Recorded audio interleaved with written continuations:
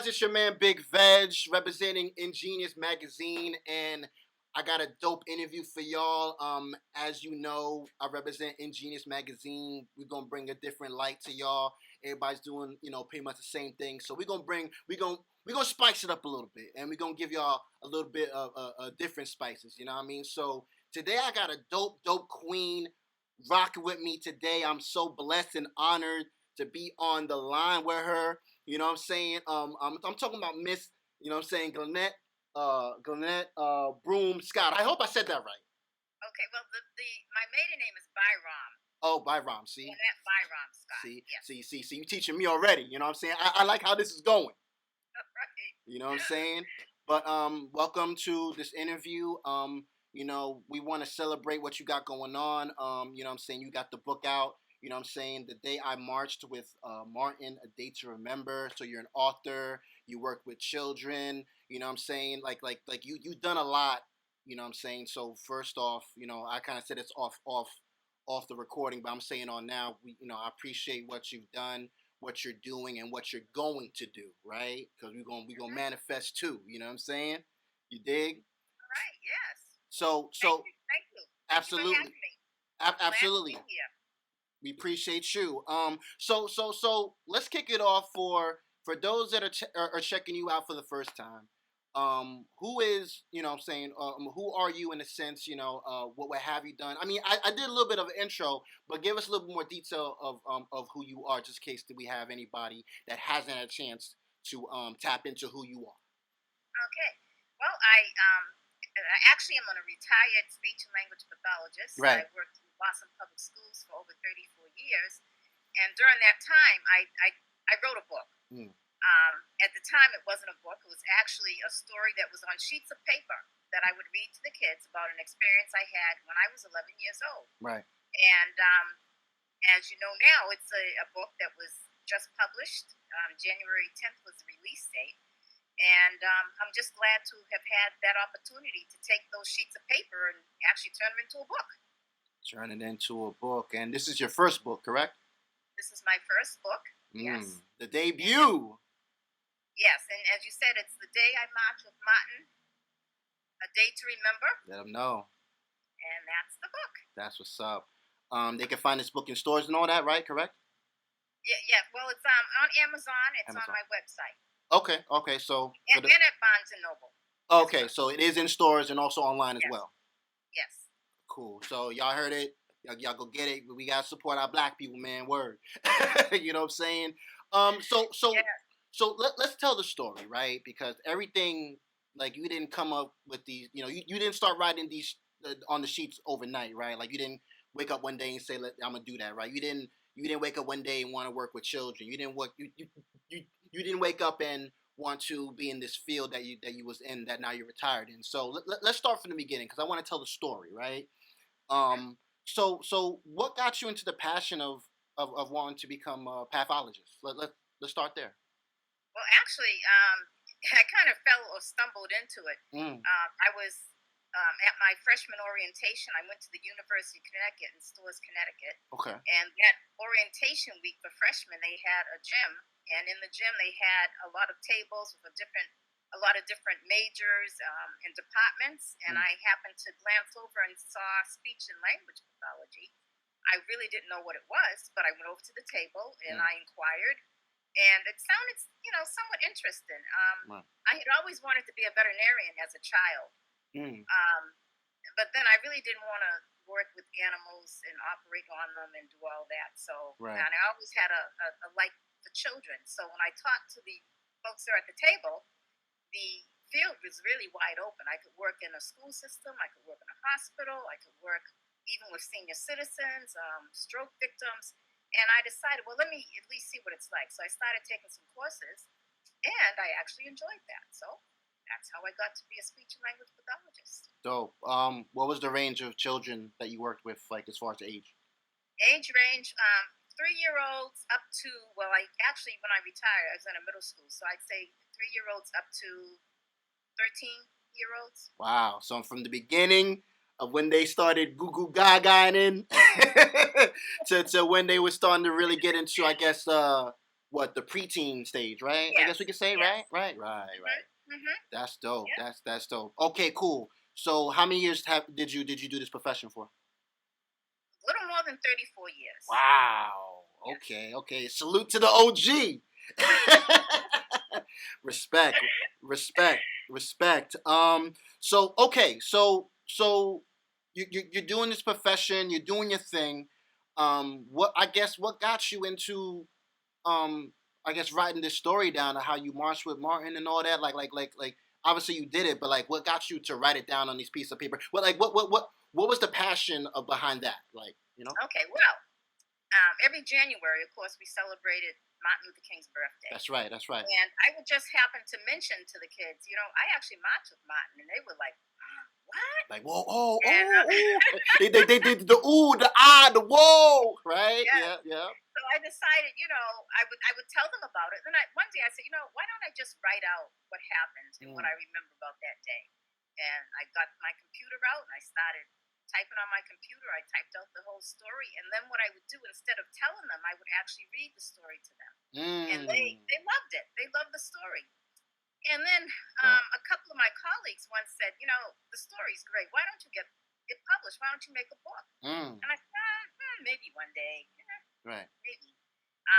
And I just continued to read my pages. And let me see. So in August, Right. I happened upon a publisher, a black publisher, And this is and August of 2021. 2021. Okay, good. Yep. And, I talked to her and I said, I actually have a book already written.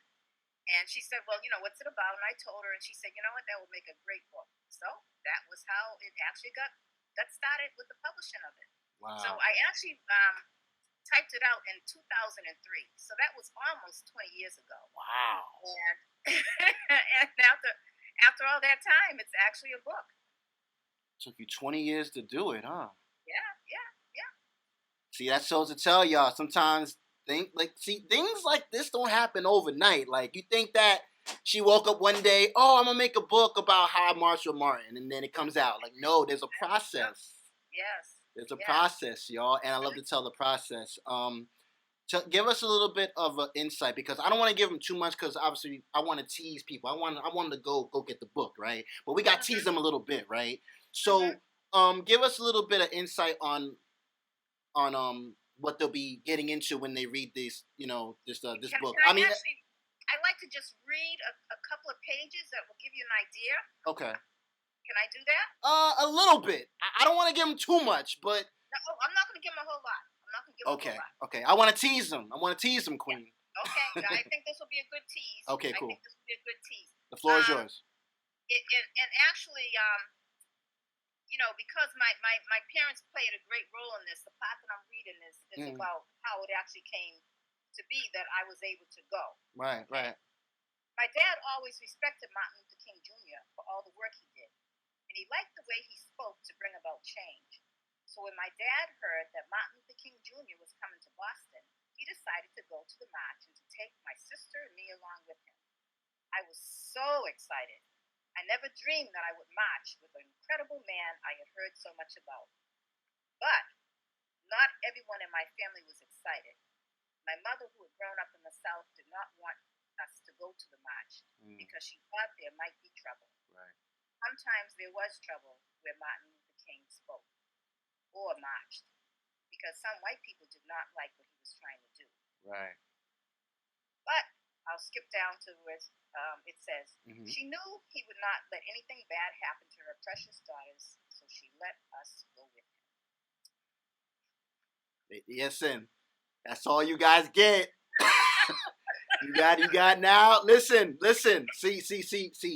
Miss Scott already came with a little bit of an appetizer. In order for you to get the whole meal, you got to go on Amazon. You got to go to Barnes and Nobles, right? Yeah, you can get it at Barnes and Nobles. Barnes and Nobles. That you got to go get the book now, because we're not gonna give you anything else. We're gonna give you a little more of the interview, but to get the book, you gotta go get it. So, like I said, we gotta support our people and support people doing real dope things, right? Okay, cool. That's what's up. That was dope, by the way. Much respect, man. Right. That was dope. So that's what they're gonna get when they get the book, obviously, and more the story, right? give us a little bit of insight on the day of you being with Martin. Like, give us a little bit insight as far as that. Talk about that. Okay. The day, it was a very cloudy, damp day, and actually, rain was threatening. It could have rained, but actually, it did not rain. And when we got to the area where the march was, my father parked many blocks away because there was a crowd, thousands and thousands of people. I think the estimate was 22,000 people. And we walked, to where the march was to begin, and it was an air of excitement in the air. It was just. I was excited, of course. My sister was excited, who was with me, and of course, my father was excited. But there was an air of excitement, but yet there was a solemnness to the day. We were told there were marshals, and they told us how to line up. So we had to line up in rows. And they directed us on how to do that. Right. And then after not too long after that, the march actually began. Wow, that's what's and more up. That's in the book. Right, that's what's up, man. Wow. For you to just be there, like, you guys are part of history, yo. Like that's not a lot of people can say that they marched with, what I'm saying, with with the legend, So Martin Luther King Jr. Like that's crazy. And this is actually the only march that was held in the Northeast. Wow. See. Yeah. Something serious, y'all. Absolutely. What are some things you want people to take from the book? So when they purchase the book, like what are some things you want them to get from reading this book? Obviously your story, but what are some things that you want? What other things you want them to get from reading the book? I think we all have experiences in life that kind of have an imprint on us, and I think we need to take those experiences and actually begin to share them with others. Sometimes that experience can drive you to do great things. Right. Sometimes that experience might be shared with someone who has had something similar and help them to get through a period in their life. So I think just look at the experiences that you've had in life and see how you can use that to either encourage someone else or to make a difference in someone else's life. Word. That's what's up. So there was a lot of things going on last year, with 2021, a lot of racial situations and all that with George Floyd, Breonna Taylor, and all that. How do you feel, based off the book that you basically put together, how do you feel about what happened last year in 2021? I feel basically, there's a lot of work that still has to be done. Yeah. In this country, and I sometimes think, if Reverend Dr. Reverend Martin Luther King was alive, right, what he would have said or what he would have done, because although we're in 2022, 2020, 2021. 2022, 2020, a lot has happened that still needs to be addressed in terms of where we are as a people, race relations in this country. Right. There's a lot that needs to be dealt with in terms of how police departments work and how they're trained. Yeah. So there's a lot that still has to be done. So, the fight is not over. Yeah. The fight is not over.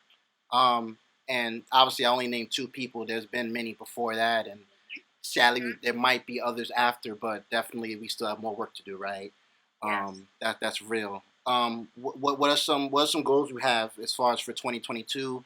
Do we have a part 2? Do we have something on maybe we have something with Malcolm X? I don't know. Tell me. I really don't have any definite plans. I have some thoughts running around in my head of just some other experiences I had growing up that might be worth sharing. Dope. But I don't have anything really concrete right now.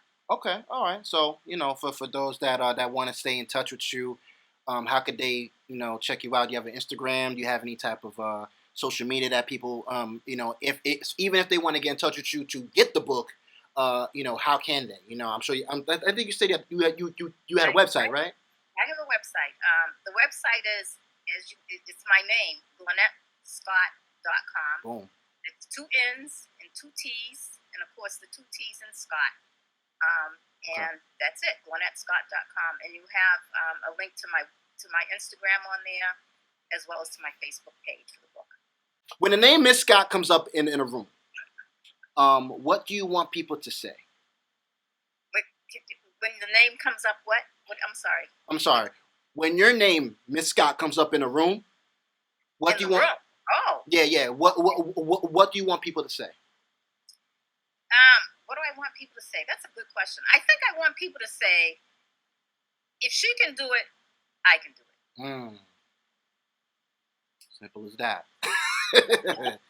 Dope. Yeah, because I mean, like I said, it took almost 20 years to write this book. Right. And it's not too late. Right. If you have something in you that you think can be shared or would be helpful, right, then go ahead and do it. Don't let time be a factor. It's not too late. It's not too late. Dope. If she can do it, I can do it. That's what it is. And last question. Your book is behind some type of saying, some type of saying, right? Type of saying? Yeah, I know there's a they told me to talk to you about, like, the book has a not a theme but a quote. Well, there's a quote that I use. Yeah. Talk about that. Great memories are meant to be shared. There you go. We're gonna end it on that note because it sounds so positive. You know what I'm saying? Yeah. You know what I'm saying? Miss Scott, we appreciate you for for talking to us today. Last time, tell them the website one more time. Website is GlynetteScott.com. That's what it is. I'm your man, Big Veg, for Ingenious Magazine.